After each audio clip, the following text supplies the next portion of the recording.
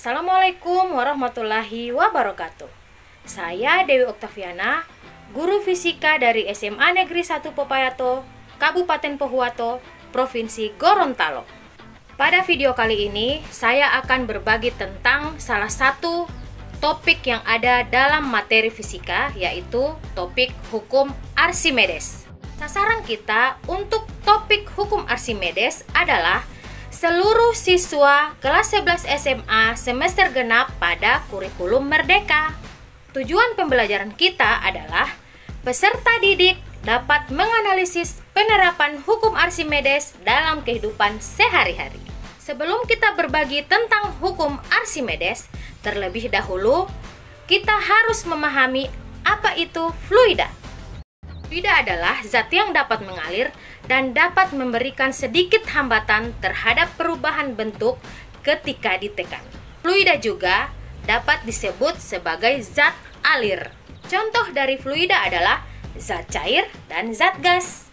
Fluida dibagi menjadi dua, yaitu fluida statis dan fluida dinamis. Di video kali ini kita akan mempelajari tentang fluida statis atau hidrostatistika, khususnya pada topik hukum Archimedes. Pernahkah adik-adik melihat film Titanic?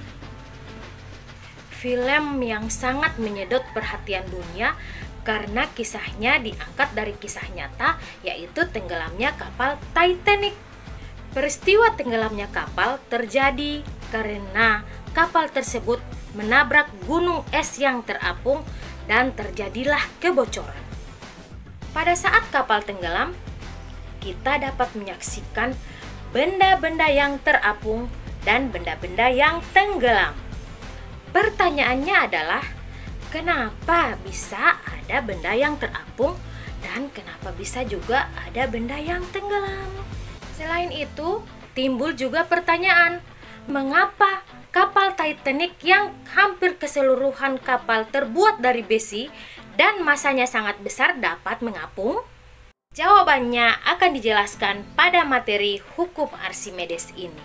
Archimedes, seorang ilmuwan dari Yunani yang telah mengemukakan tentang hukum Archimedes yang bunyinya, setiap benda yang terendam seluruhnya atau sebagian di dalam fluida mendapat gaya apung yang berarah ke atas, yang besarnya adalah sama dengan berat benda yang dipindahkan oleh fluida tersebut. Archimedes menemukan suatu metode untuk menentukan besar volume dari suatu benda yang bentuknya tidak rata. Jika berat benda di udara adalah W dan berat benda dalam zat cair adalah W aksen, maka berat gaya ke atas atau gaya Archimedes adalah sebesar F Archimedes sama dengan W dikurang W aksen. Selain itu, gaya ke atas atau gaya Archimedes dapat juga dirumuskan dengan F Archimedes sama dengan massa fluida dikali percepatan gravitasi, atau gaya Archimedes sama dengan massa jenis fluida dikalikan dengan percepatan gravitasi dan dikalikan dengan volume dari fluida itu sendiri. Pada suatu benda yang tercelup di dalam zat cair, selain bekerja gaya ke atas atau FA, juga bekerja gaya berat atau W yang berarah ke bawah. Berdasarkan gaya-gaya tersebut, posisi benda dalam zat cair digolongkan menjadi 3 bagian, yaitu mengapung, melayang, dan tenggelam.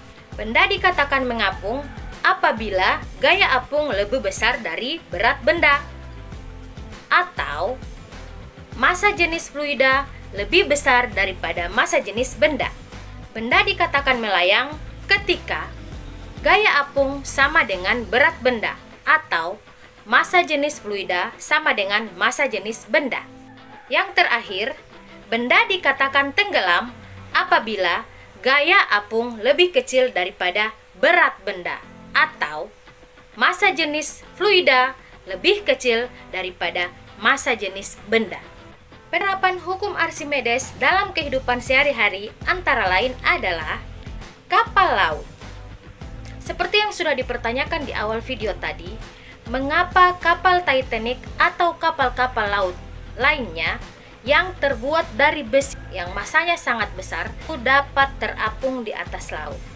Jawabannya adalah kapal laut dapat mengapung itu disebabkan oleh bentuk dasar kapal yang melengkung dan adanya rongga pada kapal dapat memperluas volume bagian dasar kapal sehingga memperbesar gaya ke atas air terhadap bagian dasar kapal.